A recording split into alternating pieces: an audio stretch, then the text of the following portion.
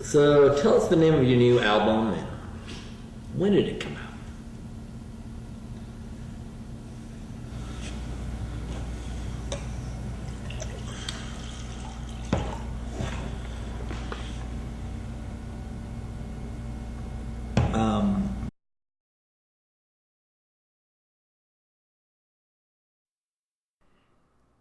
Hello and welcome to the 5th episode of the MP3Cast, a show where three friends talk about an album any one of us picked, any genre, any year of release. I'm Johnny, with me is Scaffo. Hello. And Patricio. Hey. So, this was your album pick, so why don't you introduce it for us? So, this was an album by Modest Mouse, which is a fairly popular indie rock band, and this is either considered their best album, that or the Lonesome Crowded West. I have a lot more experience listening to the Lonesome Crowded West, so I wanted to give this one a real shot and decide for myself which one I preferred. And I'd heard a lot of good things about it, so I wanted to take you guys along for the ride. All right, sounds good. Well, let's get right into the discussion, starting with the album art. So, for me, I think this is going to be a theme of the discussion. I don't get it. Yeah, I don't really get it much either. It looks like God's shaking hands with somebody. So, throughout the album, the theme of shaking hands comes up on song after song, along with, cold and... oddly enough, floating bodies is pretty prevalent too. And I feel like all of these could be represented by this picture. So it's just supposed to be like a collage, almost? Like, kind of, yeah. I mean, a lot of this album is the same themes repeated in different ways. Also, politicians are referenced quite a bit in this album. And, shaking hands with the masses and the nice suits could allude to that sort of thing, along with God, of course. Yeah, I think it's God, because on the right, it looks like a much more flat, and like when you picture, most people when they picture God, it's like a flat, like white robe, and the one on the left is like a suit, like, with you can see the buttons clearly. And they also mention multiple times how God is a woman, and I think that looks more like a woman's hand on the right. Interesting. It could also be on the right, it's a poor person because, they can't afford the nice suit. They just got whatever loose clothing that they'd happen to have. And the right is, someone who is better off. I feel like it could be a lot of things, and that's kind of common on this album for sure. Yeah. All right, well then, let's start talking about the album. So the opening track on this is Third Planet. Third planet is sure, and they're being watched by an eye in the sky, and it can't be stopped when you get to the promised land. You're gonna shake the eye's hand. This is probably one of my favorite tracks on the album, I think. Yeah, this track's really good. Starts off on a great note. Yeah, I think it definitely is a good opener track. What do you guys think it's about? I'm curious. Sort of like a rundown of Earth, I guess you could say.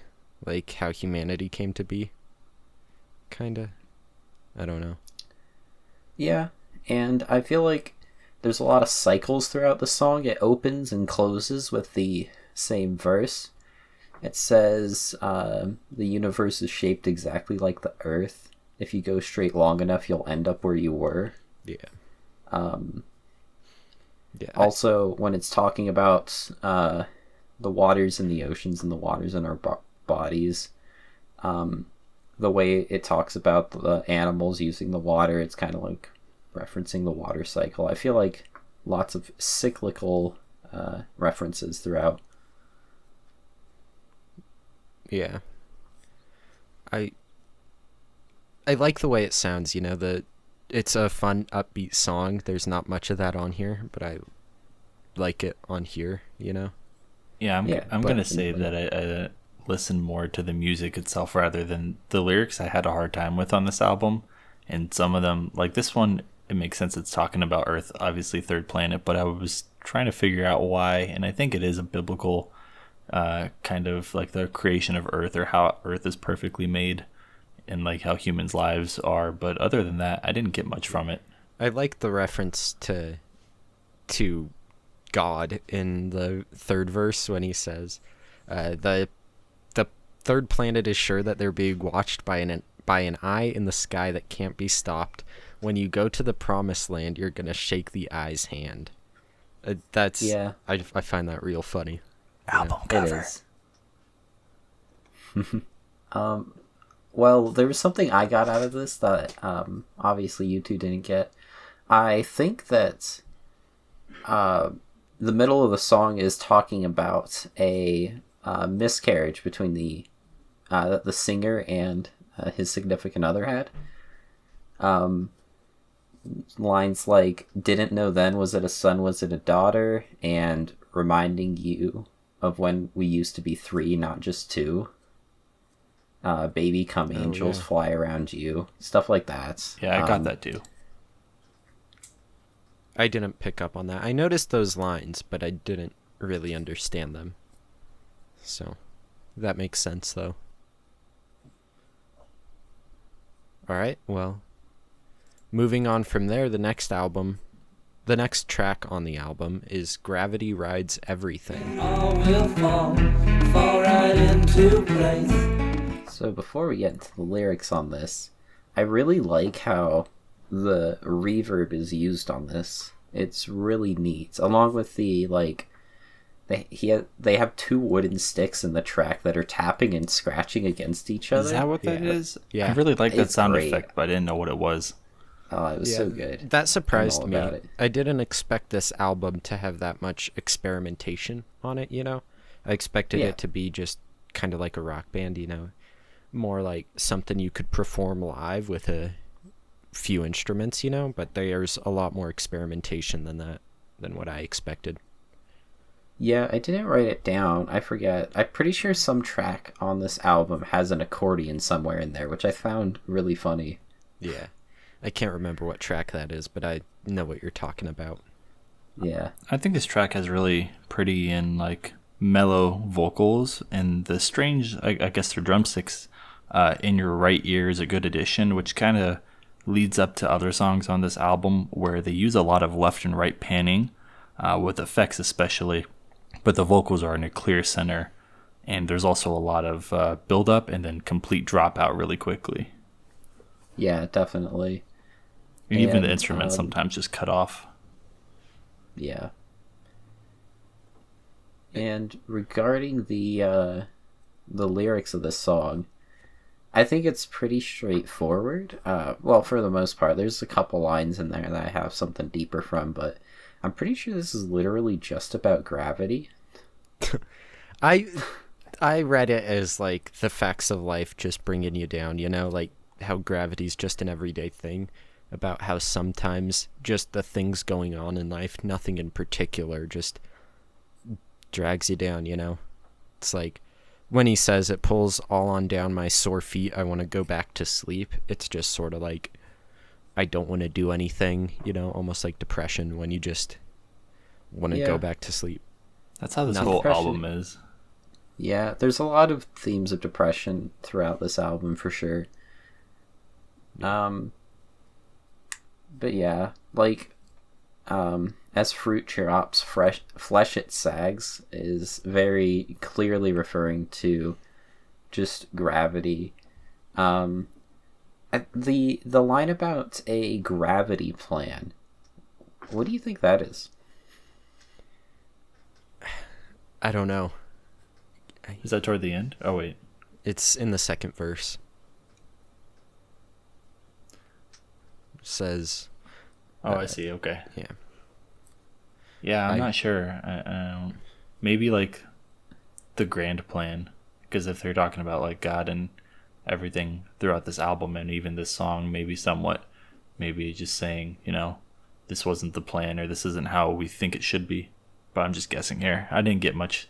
I felt like these lyrics were kind of like this song's subject, a little minimalist, and not that they didn't care, but they weren't trying to go too in depth with it. All right. I thought maybe, I was just spitballing. I actually have no idea, but the gravity plan was referring to your plan for your life that sort of keeps you grounded and doing things even if you don't want to get out of bed, you know? Yeah. Something a little more positive. Also, there were the lines about the writing on the shelf in the bathroom and in the bad motels that no one really cared about. I think that that's referring to the Bible, because I happen to know that the lead singer is not exactly fond of the Bible and Christianity as a whole. And, you know, finding it on a bookshelf or in a bathroom in just a random home. I've seen it in motels, like... Well, they usually have a Bible inside the dresser drawer. Yeah. Yeah. And he So makes it sure that... pretty clear on Go the ahead. first track that he views religion as at least a little bit absurd, with that joke I liked about Yeah. shaking the eye's hand, you know? Definitely. And he definitely makes it clear later that religion's sort of an absurdity and kind of funny to him. Yeah. So. All right, well, moving on from that track is Dark Center of the Universe. Took a lot of work to be the astro elf, and I'm real damn sure that anyone can easily fuck you over. I felt like this one had a more straightforward meaning. The way I read it was that it's about a breakup where he's saying he's not as bad as this person thinks he is, because despite what might have happened. Exactly. It's pretty vague, but that's how I read it. Yeah, there was also the line about anyone could be as rude as him or as mean as him. It's sort of like what he did was insignificant. It's not that big a deal. It's not as big a deal as this person's making it out to be. Yeah. One part I want to pull attention to is, I think it's the last chorus, yeah, where it says, well, I'm sure you tell me you got nothing to say, but our voices shook hands the other day. Shaking hands again shows up here, and voices shaking hands is kind of an interesting thing to me, even though that might just be talking. I also kind of picture it as like fighting, or just saying hello, maybe one of the two. See, I saw it as like, you usually shake hands on an agreement, so they were talking just fine and they were agreeing on things, but now they don't have, the other person doesn't have anything to say, just all of a sudden. Yeah, I'm not, as a song itself, I'm not really a fan of this one, actually. I just don't really care for the changes of pace in it. It felt a little more forced than some of the other songs that do it pretty seamlessly. All right. A line I did want to highlight was the one talking about dry or wet ice. I thought that was a really interesting sort of metaphor for the inevitability of all things, you know, decaying. Just, I thought the wording on that was really cool, and I never really thought about it quite that way. I guess it's kind of like representative of like whether you're rich or you're poor, you still die the same way. Just that general idea that, you know, everyone meets the same end, kind of. That's what I got from that. Yeah. The inevitability of the decay of all matter is kind of common on this album for sure. Yeah, not a bright and cheery album, I would say. Definitely not. All right, well, moving on to the next track, Perfect Disguise. Well, you got the perfect disguise and you're looking okay. Which is another one about a relationship, I think. Well, Yeah. pretty obviously. Yeah, I feel like this is the most straightforward on the album. Just one of his exes comes back and tries to get back with him, but he says nope. Yeah. He doesn't care about her anymore. But I like she when he still, says, and I. Go ahead. but she's still obvious. He still is obviously feels some sort of way about it, you know, because like he's pretty bitter about it, you know. Yeah, it's a concerted effort. Like, he makes it a point to be as resentful of this person as possible.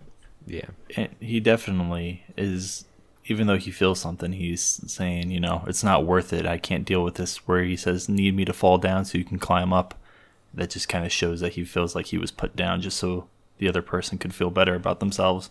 Yeah. So, I mean, it's only got one verse, I think. Like, the whole thing is basically a verse. Yeah. At the end, when he's sort of like saying broke my back, I thought that was referring to the saying, the straw that broke the camel's back. And the sort of distortion for the outro, I thought that was really cool. I like that. It's a good switch to the next song. Yeah. It transitions well to the next song, but the broke my back part with the chorus effect I really liked. And it actually reminded me a lot of Fleet Foxes. A lot of the vocal stylings on that album. I wrote that down for a different song on here, but this is kind of the song that when it played, I was like, yeah, this is a pick. Like, this is like, it's pretty easy to figure out who picked this one because it does sound very similar sometimes. Yeah. They both are definitely dripping with the sort of indie stylings and attitude. Yeah. Also, again, on this track, the strange sound effects kind of picked back up. There's this like weird squeaking that's going on. I don't know what they use, but it sounds like they use like a squeak toy, and it was an interesting thing to throw in a song. Yeah, I feel like they use sort of strange, not really musical sounds really well all throughout this album. Yeah. Well, the next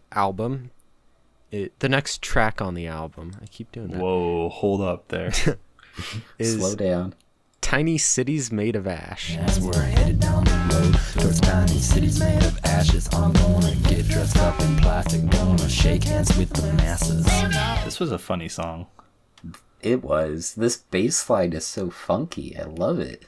Yeah, in this one, I think the personality of the lead singer's voice really shines with how it's layered on in the verses where you have his voice layered on top of a lower pitch, him singing but lower pitched, has sort of like, I don't know how to describe it, but it sort of reminds me of like in cartoons an effect they would use for like the devil and stuff like that. Yeah. But it is the double vocals, the really high pitch and then the really low lispy voice was pretty funny. And yeah, like you said, the bass line give it like a really jazzy, poppy, fun feel to it. Yeah, definitely. That being said, sorry, go ahead. And in the opening chorus, I think the line is hilarious. I just got a message that said, "Yeah, hell has frozen over. I got a phone call from the Lord saying, 'Hey boy, get a sweater right now.'" Yeah, that kind of plays into the humor of the song. Yeah, and his definitely vocal stylings definitely add to that joke, I think. Mm-hmm. And the drinking Coca-Cola. I don't know. It's just funny. Yeah. Talk about going down his throat. Definitely. The way he performs, especially that line, it just feels good.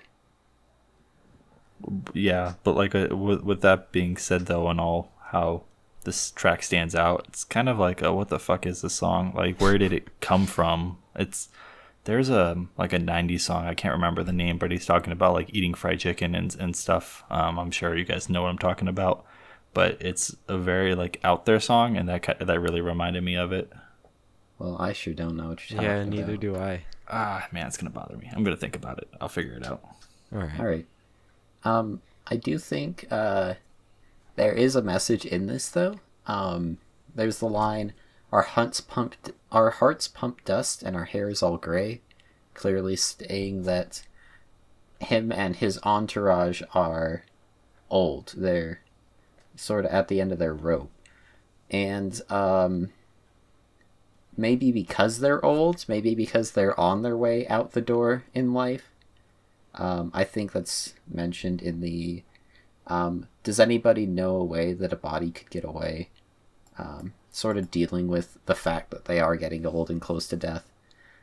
Due to this, they get sort of a fuck it attitude, and they're like, the world's my ashtray. All these cities are just made of ash. Also, in this sort of humorous way, they talk about how ridiculous some things are, like going to the spa or being a politician. The way they described being a politician was actually really funny to me. Where was that I'm at? gonna get dressed up in plastic, gonna shake the hands with the masses. That was fun. Okay, yeah. Yeah, it's overall just a pretty funny song, but it also is a little bit dark, because I feel like you said, this person knows he's going to die, and that's why he has this attitude, is how I felt. You know? Yeah, definitely. So, it's like dark comedy, you know? For sure, and it definitely does it justice. All right. Well, the next song is A Different City. Watching TV, I guess that's the solution. They get me on the city side by night. The guitar on this song is really good. Yeah, I was gonna say the guitar, and I love the yelling in the background. And this is an extremely hectic and almost like bipolar song. Yeah. Yeah, I can definitely see that. Which is definitely a cool effect, but that's about it for me. Yeah, and I feel like that kind of ties in with the themes of the song, because this person they don't want to deal with their problems, so they're just going to watch TV, so they don't have to think about their problems. But then TV brings up, like, you know, the politician's on TV, and he's rolling his eyes, and he's like, this is the worst, why do we have to deal with this? But, you know, he's not dealing with his normal problems, let alone the more, like, outside his control problems, you know? Yeah. What was that verse when he says, "So rest is a fire and our blood oxidizes? My eyes rolled around all around on the carpet"? I really didn't get that part. It seemed sort of out of left field to me. I thought it was like referencing drugs, maybe. But I don't think so. See, I feel like the eyes rolling around is separate from the blood oxidizing. I feel like the blood oxidizing line is kind of an artistic flourish. I'm not sure what to pull out of it. But rust is made by iron oxidizing, and Yeah. the fire is combustion, which is a way to oxidize something, just not slowly. And oxidized blood is like blood. When blood oxidizes, it gets its red hue, or so I've been told. I don't know. I'm not a physician, but okay. I don't know. The two ideas are tied together in multiple ways, which is interesting, but I don't pull any meaning from it. I just think it's, you know, kind of a lyrical flourish. All right. If I just do a surface level, the way I see it is just like he's angry, like his blood is pumping fire, you know? He's pumping fire because his blood's boiling. Yeah, exactly. So, but I guess that makes sense, but I don't know. The lyrics I want to draw to is, "I'm going to remember to forget you forgot me." I thought that was really clever and funny. And you got to think about it a couple times, but yeah, that's it makes sense, actually, you know. Yeah, it makes Definitely. sense, and I like the way it flows with the music, you know. Yeah. Yeah. Sounds good too. I also like I'm watching TV. I guess that's a solution. They gave me a receipt, said I didn't buy nothing. I thought that was a good way of illustrating, you know, dealing with your problems in this way. Just watching TV and ignoring them doesn't get you anywhere. You don't gain anything from dealing with your problems. He wrote a song about it. I'm not sure. What? I mean, he got to write a song out of it. You know, they gave him you're something. not wrong. He got something out of it. Got you there. All right. Well, with that said, the next track is the cold part.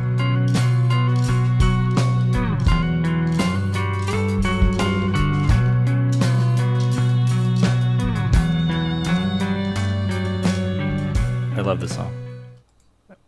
I like Yeah, it. this song is spectacular. The instrumental does a really good job of feeling chilling and mournful. It's haunting. Yeah, it's haunting for sure. It sounds like this whole song sounds like a suicide note. That's what I got from it. I think the opposite, actually. I think it's more positive than that. Yeah. He says, I stepped down as the president of Antarctica. Antarctica is, cold and lonely. And I think it's referring to, making a concerted effort to sort of get out of this depressed stupor that he's been in for the songs before this on the album, It seems like oxymoronic because I see what you're saying and I read it, and he could be saying so long to this cold part, like I'm moving to a better place, like this is a better place in my life. But at the same time, when I think of it so long to when you say so long to this cold and take out the part of the world, when people say so long to this cold world, it's usually like referencing like a suicide or depression or not wanting to be part of the world anymore. And the song is very dark, so it's kind of hard to tell if it's a positive or a negative for me. I interpreted it more like I did. I saw it as him moving past his depression almost. Like, when he says, I stepped down as president of Antarctica, I viewed that as him like, he had grown accustomed and almost like, he was just used to being that way, he had been that way for a while, long enough to be elected president. And, but he moves forward from it. He's saying goodbye to that part of his life. You know what I mean? Yeah, that's the part that I think really indicates it's a more upbeat one, but I don't know. I guess I can't get over my first listening where I thought it was much darker. Yeah. All right. The background track, the backing track is definitely dark, though. It definitely lends that feeling of suicide, So I can see where that comes from. Yeah. This song is what made the album's title click for me. There are two different ways that I read the title. The Moon and Antarctica are the moon, the highs of life, and Antarctica, the cold, lonely lows of life. And it sort of talks about all the in-betweens. Or the moon is, this giant, mysterious celestial body. It could be, anything. It's out there, it's strange, we don't understand it. And then Antarctica is, it's Earth. It's the sort of place that we live on. We kind of know. We know a little bit more than the moon, but not as much as we'd like to think. And all in all, it's inhospitable either way, You know what just clicked for me when you said that? If you look at the cover again, it looks like the background, and this is a little late, but the Third Planet, it talks about, the sand, or was it Third Planet? It might have been like another song afterwards, but it talks about like the sand meeting the ocean, and it goes forever. It must have been a different song actually. But what if that was Third Planet? But we just discussed it a minute ago. Yeah. What if the land that we're looking at is like Antarctica or like over? Those look like clouds to me, but it also underneath it looks like it's like either sand or like ice blocks. So I don't know. Maybe this is the same place he's speaking of. Yeah, definitely. I see what you mean. See, like the water. Oh, sorry. Go ahead. Tying into like what Tuja was talking about, though, with maybe the moon is more unknown, that would make sense why they have all that blank space at the top, because that's there's kind no of moon there. wasted, like he doesn't know much about it. But then the bottom part of the album art, where there actually is a picture, that could show like he doesn't actually really know what Antarctica is, because that doesn't look like Antarctica to me, you know? Did you just... I see a face in the cover too. I know we're late here, but you guys see it at the bottom? It's kind of strange. Let me see. Go to the bottom. It's like dead middle, low, like right above the sand though. I wish I could just show you right now. I'm not seeing it. There might not be personally. meaning to it, but anyway, disregard. All right. But yeah, overall, I thought that was a good song. Moving on from that, Alone Down There is the 8th track on this album.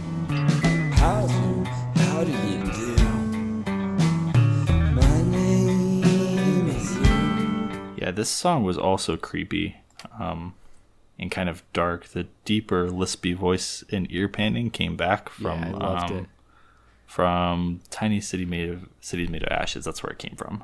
Yeah, but this time it's used in a less sort of quirky way and more of a like brooding, haunting way. Yeah. I liked it. It made a connection. I made a connection in my mind between that voice moving around and like flying around your head and the flies. It's sort of like this Yeah. annoying voice that's just like the buzzing of a fly moving around you that you can't really get at. This I like is that. this is more my type of music. This album plays with a lot of different genres, but this is more my type of like hard emo rock almost, with the vocals wonderfully mixed in it. They're not so overwhelming that the screaming is like hurting to listen to, Yeah. but they're very clearly showing a lot of emotion. Yeah. I do think, so I happen to know what originally inspired this track, but I wanted to read it first just on its own merits before considering that. So the reading I got on it was that he's in this sort of metaphorical pit. It's dark. He's the only one down there. That's why it says, "How do you do? My name is you." This is, the voice inside of him. It's evil. It's mean. It lies to him. But ultimately, it's better than being alone in the pit, I got that too.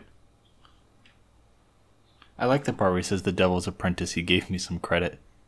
And he fed me a line and I'll probably regret it. It's definitely showing about that darkness. Yeah. And I guess alone down there, when you talk about down there, the devil is like the most down you can get. I think it's definitely referring to that.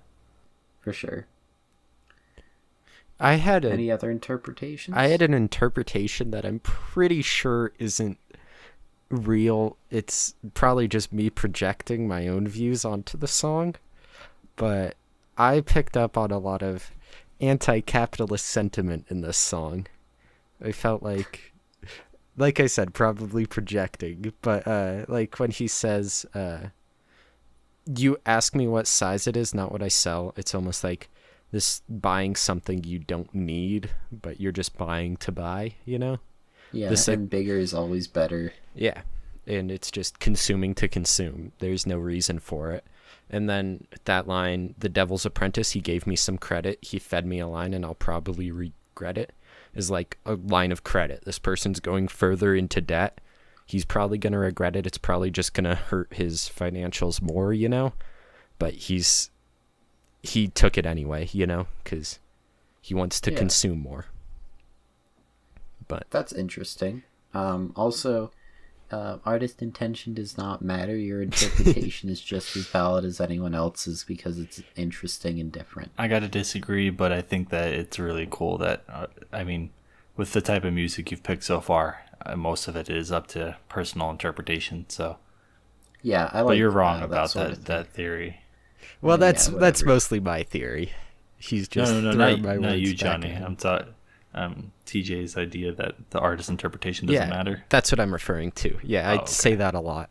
I think that what the artist, the original creator of a piece of art, has to say about that art, what he says it means, doesn't really matter if it doesn't matter if that conflicts with your interpretation of the art. His is just another interpretation of the art, it's the creator, his or her interpretation has no extra value just because they made it, It's important to understand context a lot of the time, but that doesn't mean that that's the only way to interpret it. Definitely. I agree with that. Yeah. All right. So what originally inspired this track was actually one of the members of the band hallucinated that he spoke with the devil, and this is sort of a retelling of what that conversation was like. That's actually what inspired this song, which is, more out there than what you put to it, Johnny. Yeah, but so in that interpretation, is the devil saying he doesn't want the person to be alone down there? That's a nice yeah, devil. I think so. That's funny. Devil's a nice guy. Funny. He's just misunderstood. He gave him some credit, man. Yeah. He did say he doesn't like Christianity. That doesn't necessarily mean he likes the devil. Yeah.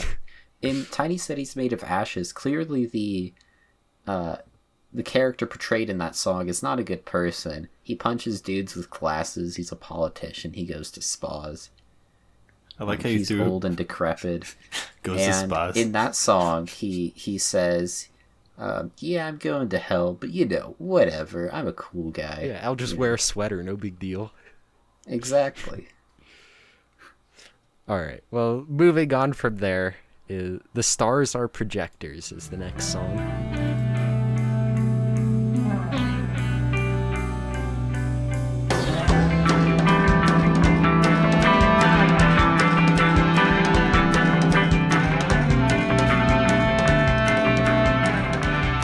I love this song. I am about this song. For me, I it really was a like- little long. Go ahead. Well, that's one of the reasons I like it. I really like slow, build-up, cacophonous sort of songs. And I feel like this song does that really well. Weren't you one of the ones that didn't like Too Long by Daft Punk? I think Well, no one liked that song. That was not really... Well, I didn't like half of it. I'm just because saying. Yeah. I'm just The saying. build-up sucked. No, it did. Okay, let's not debate this again. Let's Anyway, deal with the I song thought- at hand. I thought it was a cool instrumental. It was pretty dark and futuristic rock, but I disagree about liking it. I think it's a worse version of the last song, and I don't like the vocal layering during the chorus. I'm fine with the rest of it, but the chorus, I don't like it. It just sounds too busy for me.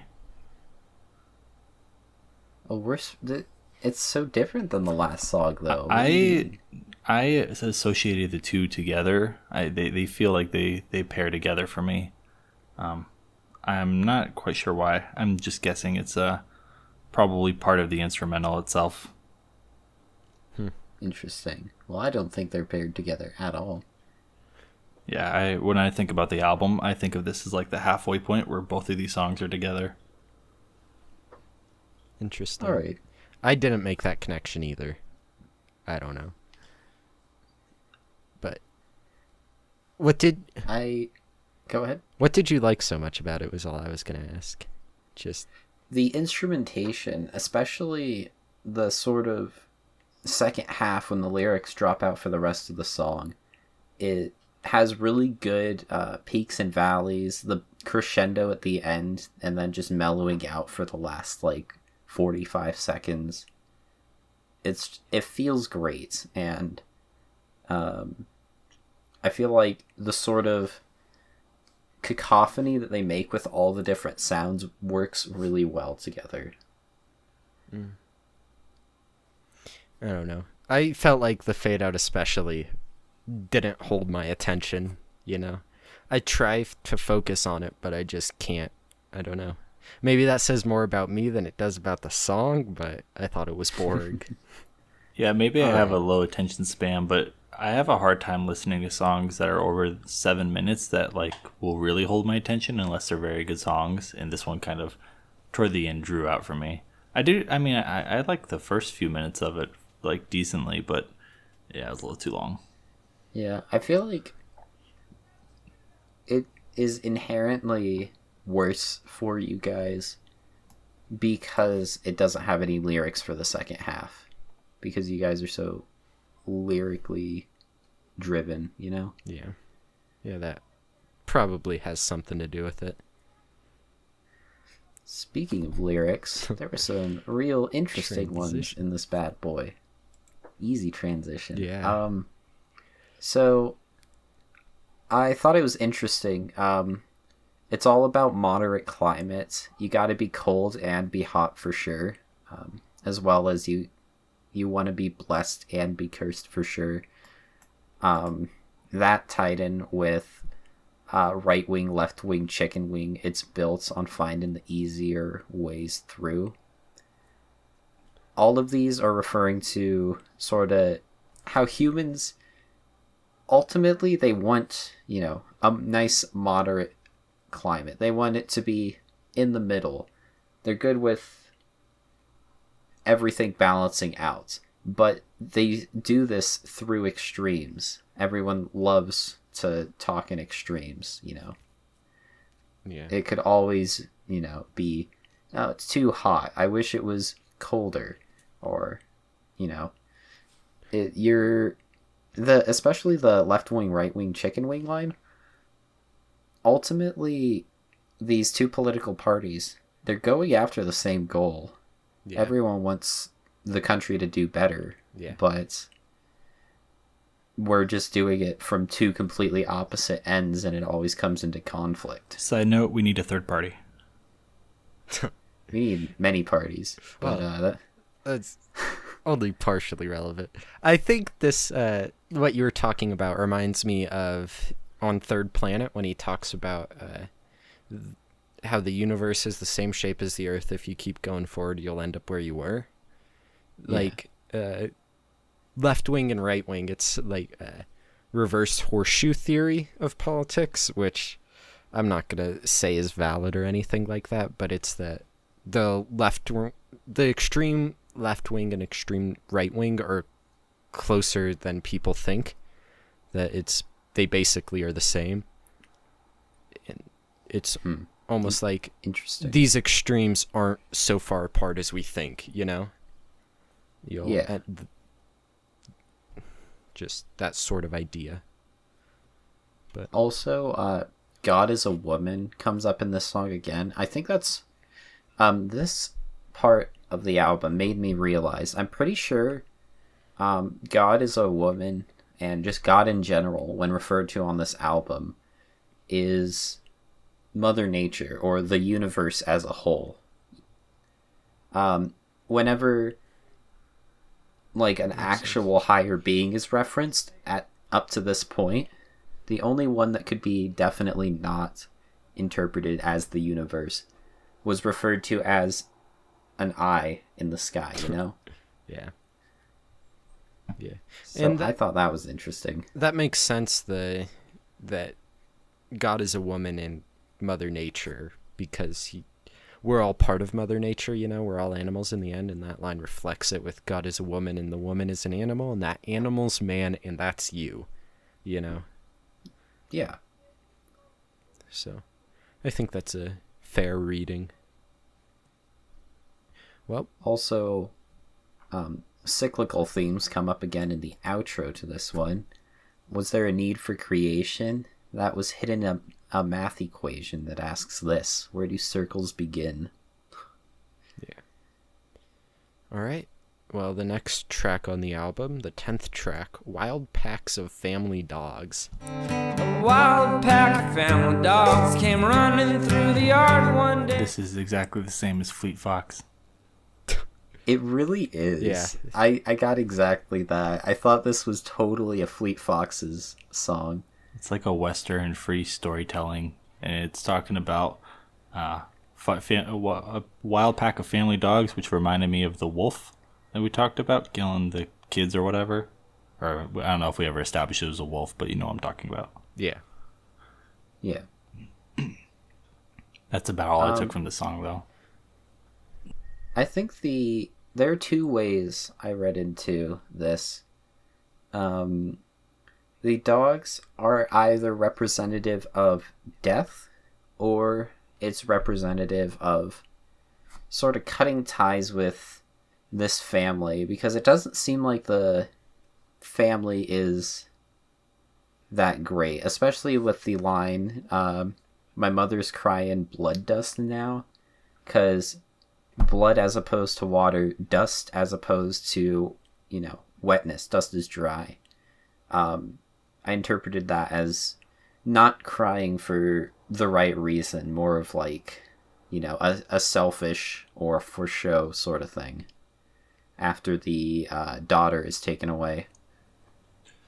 I took it as like the dogs were like depression or sickness, and the reason I got that is toward the end, he talks about right after I die, the dogs start floating up towards the glowing sky. Now they'll receive their reward, as in like it took him away finally, whether it be he killed himself or he just died for any reason. It feels like it's talking about some sort of sadness, sickness, depression, and throughout the whole song, the dogs running through the yard and taking his sister away and his mom crying, it feels like everything's just falling apart around him. So I think they're more of a metaphor for something else. Well, how's the family dog fit into that at the beginning? Yeah, it's kind of like on other songs. You have to ignore parts of it for it to work. I think, so... Hold on.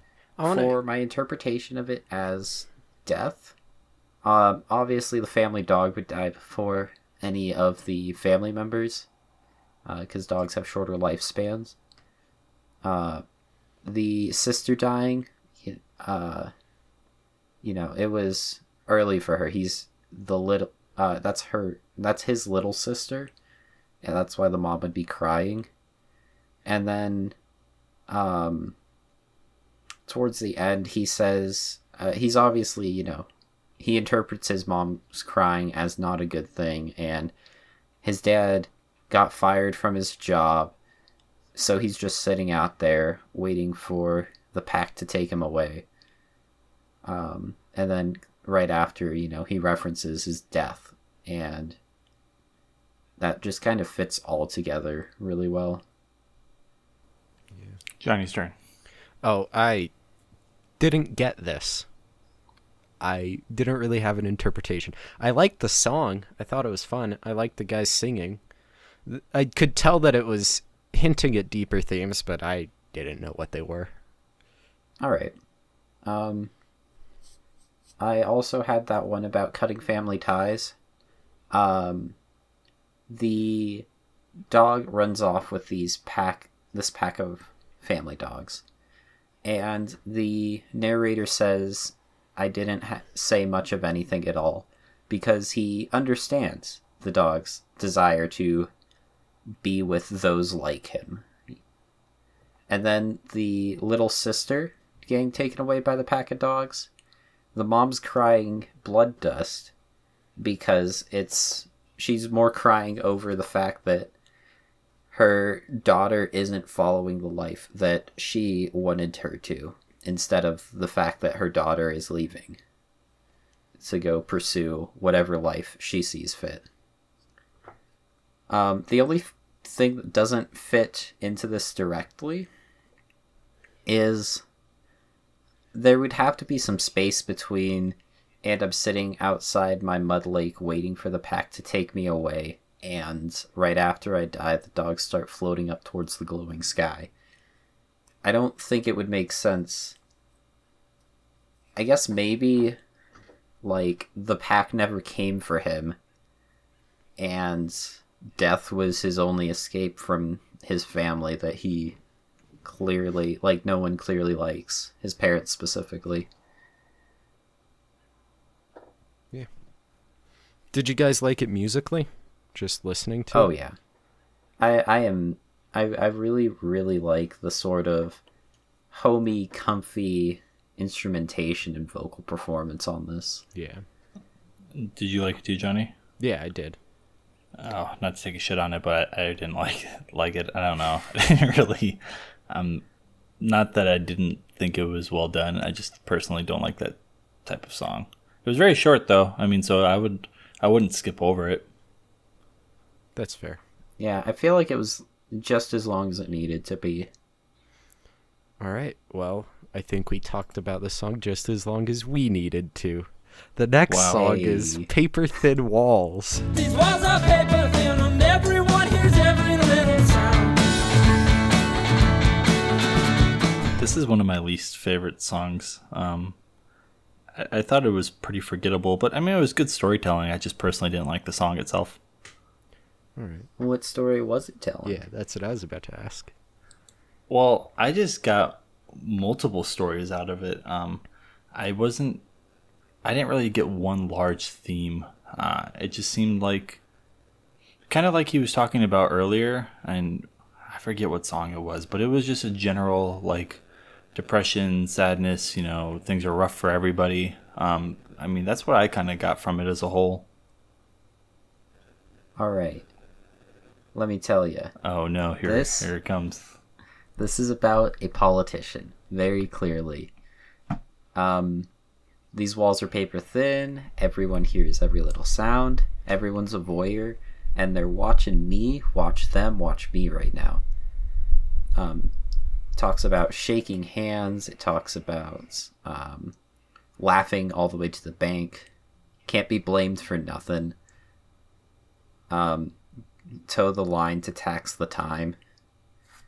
I felt like this was very, very clearly about a politician, and he can't be blamed for anything. Everyone knows he's watching you, and he's doing whatever he wants. He's laughing all the way to the bank, and that's why there's sort of this upbeat, happy instrumental throughout. That makes sense to me. And also, it's been agreed the whole world stinks, so no one's taking showers anymore. Kind of like everyone kind of has my mentality. They're like, voting doesn't matter because it's always going to be poor. Yeah. And that's a bad mentality to have, but I mean, I guess it makes sense. It's always bad. We're just picking the lesser of two evils. Yeah. That makes a whole lot more sense. I like that interpretation better than mine. The only thing I could get out of it was I interpreted it as being about social media, which I understand this album came out in like 2000, so I figured it couldn't actually be about that, but that's what I got. The walls are paper thin because everyone's always oversharing, making a Facebook post about every little thing that happens. Everyone's a voyeur because they're all watching each other watch each other, It's just like, and then it's been agreed the whole world stinks, so no one's taking showers anymore. I interpreted that as like, no one's hiding their dirty laundry. They're just airing it out, on the internet, just letting everyone see. Because why hide that anymore? I think that interpretation is interesting. I like it. But they were ahead of their time. Yep. Exactly. But I couldn't get the refrain that I really like. Laugh hard, it's a long way to the bank. I really like that line. I couldn't get that to fit with my interpretation. But overall, I thought that was a pretty good song. Yeah, I like it. I didn't think it was as forgettable as you do, Patricio. But I already forgot what we're talking about. Lamau. The next song is I Came as a Rat. I came as ass, I came as a whore, I came as the bites that came too short. I came as gold, I came as crap, I came clean and I came as a rat. What an interesting intro. Yeah, you got that right. And I think the instrumentation and vocal performance on this song is really interesting, and it has this sort of grimy, foolhardy feel to it. It's like a fun alternative pop song-ish. I'm hesitant to use the word pop. But the techno effects thrown back in again, and they make a return. I take it you aren't a fan. No, it's not that I'm not a fan of it. It's just interesting, not what I expected. I think the guitar really shined here, though. It was used perfectly in both ears. And definitely. It wasn't centered, so you didn't hear it in both ears. It was one or the other in each one, and they played really well off of each other. It's not that I didn't like the song. I thought the song was actually really good for singing along. It's definitely something you would sing along to. For sure. Yeah, I thought it was fun. I liked the structure of the song. How, as far as I can tell, it doesn't really seem to have a cohesive story or anything like that. It's not a, specific thing. It's just all these different, like, 2-line bits that connect together with similar themes, Yeah, I can see that. What I got from it was it's sort of it's pointing out that the entirety of the human race, as an individual, you could be boiled down to whatever people interpret you as. And then there's little nuggets of wisdom throughout, like, it takes more time to make a fake. It's oftentimes harder to fake or lie than it is to just be honest and open. Also, there's this sort of contradiction in the chorus. It takes a long time, but God dies too, but not before he'll stick it to you. Eventually, God, again, representing the universe, I think. Eventually, the universe is going to die, but you'll be long gone before then anyway. But then right after that, it says, well, I don't know, but I've been told you'll never die and you'll never grow old. Like the sort of ignorance and unwillingness to accept the inevitability of everything. Yeah. You got me there. I can't argue with that. All right. Sounds like we're done with that song. So the next one is Lives, the 13th track on the album. It's hard to remember we're alive for the first time. When this song opened, I was like, okay, I know this album's kind of brooding, but this is like overly so. Like, they're just really caking it on right now. The song really reminded me of the Cold part. At the start, yeah, but Yeah, at this the start shows for sure. the other side of the coin too. It's not just about that dark part It's more, of life. Yeah. It's more thematic for me. Like, that's why it reminded me of it. It's, Okay. it feels Yeah. it feels muggy. It feels dark. I definitely, at the beginning, thought it was way too dark and, like, almost comically so, but then it, like, when it picks up after a third of the song and is more, like, inspirational and happy, I was pleasantly surprised, and it really lifted the track, in my opinion. Yeah, I think this does a good job of showing nihilistic philosophy.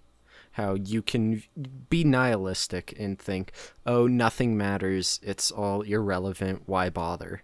But then in the second half of the song, when it gets more inspirational, it shows you when nothing matters, all that you do, what you do is all that matters, you know what I mean? So just enjoy your time here. Don't worry about struggling to find meaning. Just enjoy your life, You I only really like that reading. live so long. Enjoy it while you're alive. Exactly. It's hard to remember that you're only here for this one life. There's nothing after. But, remember that. Do what you can with the time. Yeah. Even though that was a more positive outtake toward the second part, I also found that still just as dark as the beginning, because the lyrics and the meaning at the beginning of the song is the dark thoughts most of us don't want to think about. And when it gets to the second part, I thought it was just as dark, because if you reflect back on the first part, I think at that time, him or this character already knows what he's telling himself / other people in the second one. But sometimes it's so hard to care about something that even though you know you shouldn't be, you still do. So that's why I found this whole track very dark. I took him as, like, the second one was what he wants to do, but he can't. That makes sense with how it goes back to the moody and dark aesthetic at the end, like when he says, my hell comes from inside myself, why fight this? It's like he tried to be positive, he tried to have a good outlook on everything, but in the end he's like, why fight it, Which, it's no use. from personal experience, is what I got from it too. And also the fact that he repeats, it's hard to remember. It's hard to remember 1, 2, 3, 4, 5, 6, 7, 8. It looks like about 12 times in the second verse alone. I mean, that's a lot to say. It's hard to remember this. So it's like he's trying to force himself to. Yep. It's like Definitely. It's like fake it till you make it philosophy. He was just trying to, fake it. He's trying to remember. He's trying to be positive, pretend he's happy, but then he can't. He gives up. Which ironically sometimes makes it much harder itself. Yeah. I also wanted to point out, I really like the chorus. If you could be anything you want, I bet you'd be disappointed. Am I right? I thought that Sort was of awesome like too. the grass is always greener on the other side. It doesn't matter what life you would be leading. There's always something you want. There's always something that would make your life better, no matter what. I also kind of took that as, I know this was written quite a while ago, but especially in our modern time, I took it as how people want to be offended by anything. And it feels like this is not intentionally trying to, but it's kind of a call to like everybody is looking to be offended or hurt by something, and they're setting themselves up for disappointment in everything. And that's where the dark side of it comes from. Projecting. I can't fault you for it. I did it too. Yeah, like you said, it's because of the year it was written. It's definitely not what it's talking about. But I'm saying that's How it you fits read it. very well into my own narrative. Yes, Artist My interpretation doesn't matter. you're wrong. All right. Well, let's move on to the penultimate track on this album, Life Like Weeds. I could have told you all that I love you. And on the day that you die, you'll see the people you met. I like this one. I really like this track. The first thing I want to point out is at the beginning, it said, "You're just a rock to Yep. me." But later on in the track, it says, "You're a rock to me. Just a rock to me. Weeds grow around rocks. You're an obstacle in my way of growing. You're a rock to me. You're an anchor. You keep me grounded." I thought that was an interesting sort of development. Yeah. It's about how it's so easy to just view everyone else around you as a burden, just like people you have to deal with, even just random people on the street, they're just in your way. But if you take the time to try to understand other people, view them not as just a rock, but a rock to you, then you'll have a much more positive impact. Because there's It's themes definitely of like, that's all that matters is how you affect people. That's what's important in life. When he says, where is it? When he talks about, when you die, you see, where is that? I'm trying to find it. You see the people you've known or something like that. Where is that? And on the day you die, you'll see the people you've met. It's like that's what matters in life is how you affect the people around you. And if you have this positive view about everyone and you try and be open to them, then your life will be better and you'll have a better effect on other people. So, like earlier, how I found pairs in two different songs. I think this song and the last one are kind of a pair. It's like about perception, and that's what matters. Because you can look at it one of two ways. Like the last one, he was looking at the dark and the bright side, and this one's the very same. Like you guys pointed out, you're just a rock to me, or versus you are a rock to me. It's the same thing, and like for a weed, it's the same thing. Either it's an obstacle or it's something to help you grow. And it's just the way you look at it. And like you just mentioned with that lyric, it is just about the people is what he's realizing. And it feels like over the course of these two songs, he's realizing it's about the people around you and how you look at things. Yeah. And that Also, hearts need us to bleed. Sorry, go ahead. No. I just thought that was a good lyric. Okay. Yeah. I think this also goes with Lives, how he has that. It's more nihilistic philosophy where he's like realizing that the lack of meaning gives everything else more meaning. Yeah, definitely. Especially the small things. Yeah. well. Also, I really like the lines toward the ends. And we know that we know in there that our hearts are just made of strings to be pulled, as well as but we know in there that our minds are just made out of strings to be pulled. You know, you're always influenced by everything around you, whether you want to acknowledge that or not.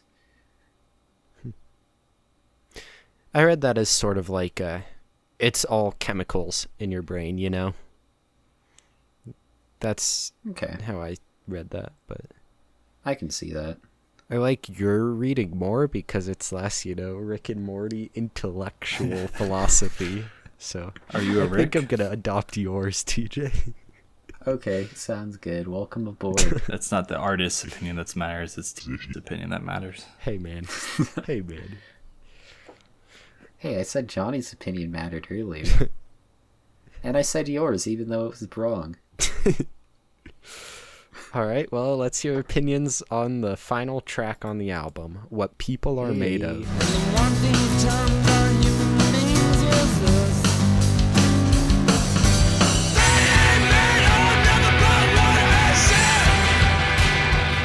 I think this is a great song to end the album on.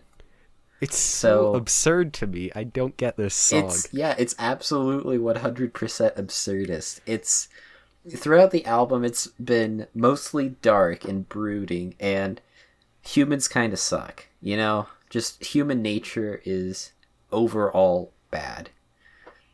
And in this track, the main character dies, I think, in the first verse.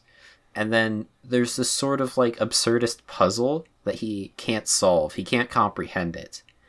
And in the third verse, this higher being sends him to this like island, which is, I guess, the afterlife, but it's just an island full of bones of people who came before him, and he's just supposed to sit there and die again. And the being just closes out the track with, and the one thing that you taught me about human beings was this: they ain't made of nothing but water and shit. It's hilarious, and it's a great way to pull you out of the funk that the album might put you in. Yeah. Okay, I can see that. That makes sense. Lyrically, I think the song was fine, but I really didn't feel the song at all, and I thought as a closing track, it was pretty weak to me. I mean, I guess it wraps it up all right. I just didn't like the song. I think it's the perfect, like, I've listened to my fair share of sort of brooding dark albums, and none of them quite end like this. It makes it really memorable, and keeps you sort of out of the sort of dark mood that some of the more brooding albums or more brooding tracks on this album specifically can put you in. It's definitely more upbeat, but I know this is common of rock and especially indie rock music, but it just felt so overcompressed to me, and while it could bring you out of it, for me it was just kind of like, what is this song? I think that's the point. I guess, even if it's the 100% point, I didn't absurd. like it though. I felt similar to you, Patricio. I was like, what is this song? I couldn't really understand it. It was out of the blue. But I didn't dislike it because of that. I was pretty meh on this track. You know? I didn't hate it, though. But alright, well, we've talked about every track on the album. Now let's start wrapping it up with overall thoughts. All right. Let's start with you, Patricio. Yeah, go ahead. Oh no, I thought that this album did a really good job of showing. It's not even different genres; it just had different feelings to it. I know I mentioned how it felt like different genres, but there were multiple songs that felt similar in their own groups and categories, and they felt so spread out. I generally liked this album. However, there would be some songs I probably wouldn't listen to again. And I didn't feel like the order of the album mattered as much as it has with some of our other ones we listened to. Overall, though, I think it was a good pick, and it was definitely a TJ pick. I'm going to end on that. Yeah. I agree with you mostly. I think I like the album. Let me get this out of the way. maybe not liked. I thought it was a good album. It was well put together. It's pretty cohesive with its themes and the emotions it makes you feel. But I will probably never go back to listen to this just because it's not my type of music, you know? Like, it's a weird dichotomy, but it's a good No, I know what you mean. album. I just don't want to listen to it again. I'd probably listen to that's my fair. favorite songs again. Yeah. Yeah, I do feel like more so than some other albums we've had, this definitely has a few songs that stand super well on their own outside of the context of the album.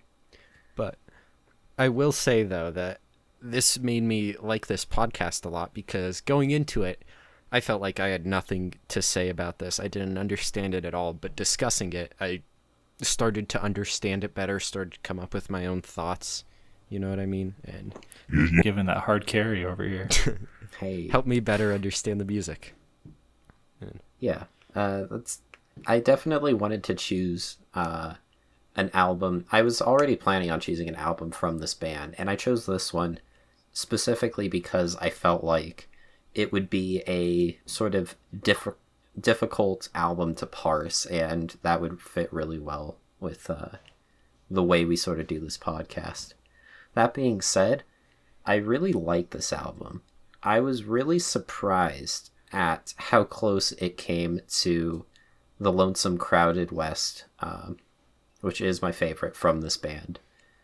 I'm not sure which one I prefer at this point, but I really do like how theme heavy this album is. Like, they have all these themes: handshaking, politicians, God, the universe, dogs. All of them pop up all throughout the album in all kinds of songs and all kinds of different contexts, which I think is really interesting. The instrumentation, especially the guitars on this album, is really, really good. And I really like the sort of cacophonous, varied sounds that they add to the music. I gotta ask, did you just learn that word? You've used it like a good 6 times. Well, TJ that's likes a way that I word. like to describe a lot of music that I like. It's the sort Okay. of mishmashing of a very large amount of different sounds. And I just haven't really had an opportunity to talk about it because there's not really something we've come across on this podcast that really fits that as well as this album does. I could I vouch for learned him. something new. I could vouch for him. He uses that word even, just regularly. He likes that word a lot. It's not I like do. he just It's a cool learned word. it. Okay, I felt like you learned it for this album. I've never heard you use that before. But yeah, I don't know. I really like this album. I felt like it was a very consistent, high quality, and I'll definitely be going back to it. I had a lot of difficulty picking a worst song, actually. That's a good Speaking transition. of best and worst songs, yeah, Let's you're telling me. Jump right into it. Hey, what are your three favorites? Let's let them salivate, wondering what Alright. your least favorite is. So, my favorite song on this album is "The Stars Are Projectors." That sort of crescendo and mellowing out is just, it's great. I love it. I also really like "What People Are Made Of" as the capstone to the album. It's perfect. And "Tiny Cities Made of Ashes" is just a really fun song. All right. What was your least favorite? It was actually Perfect Disguise. Not that I didn't like the sort of instrumentation, but it was just kind of tonally flat, It was short, so it wasn't that big a deal. But yeah, I do think it was the most forgettable track. That's interesting because that was a song I knew. I was like, this is something TJ would listen to. And that's weird that it's your least favorite. All right. Well, Patricia, what are your 3 favorite tracks? Oh no. Well, my favorite tracks are all of the darkest ones on here, I think. First, it would be the Cold Part, and then Lives. Those are both pretty dark, depressing, and lyrical songs. Those are the type of songs I like to listen to the most. And then another one that kind of paired well with it would be Alone Down There. Also creepier, darker. I love the ear panning, and that was something I would more listen to regularly. Edgy. Yeah, a little bit. Those were the songs, like the type of songs I liked most on this album, though, and those are the ones I'd probably keep after this. All right.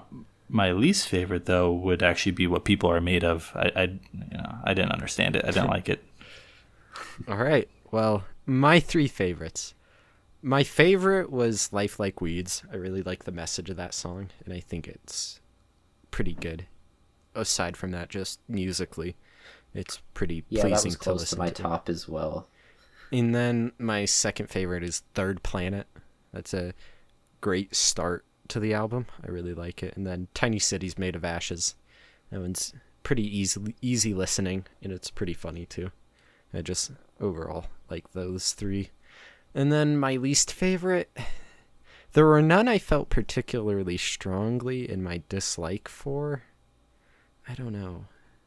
Stars Are Projectors, just because it dragged on so long for me, would probably be my least favorite. That might ruffle some feathers, but You're wrong. I thought you were going to do something like, my least favorite was The Formula or something like that. Not that anyone's done that before, but... That. I would never, dude. Wow. I felt very passionately about that. You know what? That's not even the album we're talking about. Stop. All right, well, speaking of the album we're talking about, Patricio, what's the next album we're talking about? So I had 3 I was thinking of, and I've been debating all day, and within the past 10 minutes I decided on a different one from the 3. Nice. Just based on what you guys said. We're actually going to be listening to Me Against the World by Tupac, which came out in the early 90s. It came out while he was in jail, and I chose it more because we have spoken about like rock albums, indie rock. My choice was already kind of like a rap rock, but we haven't done like an actual like rap hip hop itself album yet, and especially one from like the 90s. So I think this will be a fun one to listen to, especially lyrically. I'd just like to correct the record. The Atmosphere, When Life Gives You Lemons, is actually a rap album. Yeah. No, it is. It definitely is. But it's not 90s, it's not when people it's think not like hip-hop. 90s, like boom bap. Yeah. I mean, I definitely love it and I consider it hip hop, but it's kind of like the Mike Shinoda album. It's like a blend of, different type of music. All right. Well, we got that to look forward to. Some Tupac next week. Be sure to join us then, and thank you for listening.